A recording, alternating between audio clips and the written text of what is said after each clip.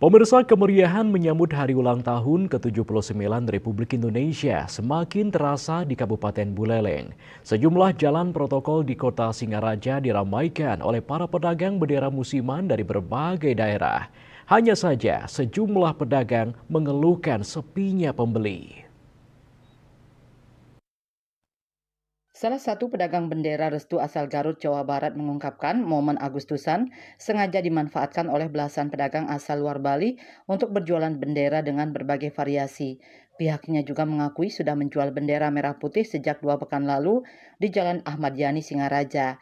Hanya saja hasil penjualan saat ini berbeda dengan tahun-tahun sebelumnya. Pembeli agak sepi saat ini dibandingkan dengan tahun sebelumnya. Sekarang masyarakat lebih banyak berbelanja lewat online. Meski begitu, pihaknya optimis hasil penjualan yang dilakukan akan mampu mengembalikan modal usahanya. Hal ini mengingat puncak hari ulang tahun RI ke-79 masih beberapa hari lagi. Pihaknya membawa bendera dari Garut. Setiap orang membawa sekitar 5-7 kodi bendera.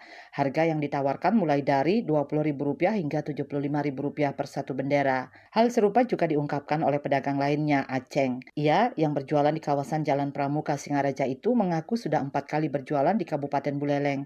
Ia bersama rekan lainnya membawa sebanyak 15 kodi bendera berbagai variasi. Hanya saja belakangan ini pembeli tergolong sepi. Para pedagang bendera ini umumnya bekerja dengan sistem komisi. Mereka diberikan harga pokok kemudian menjualnya dengan harga yang lebih tinggi. Selisih harga tersebut menjadi keuntungan mereka. Yuda Bali Pos melaporkan.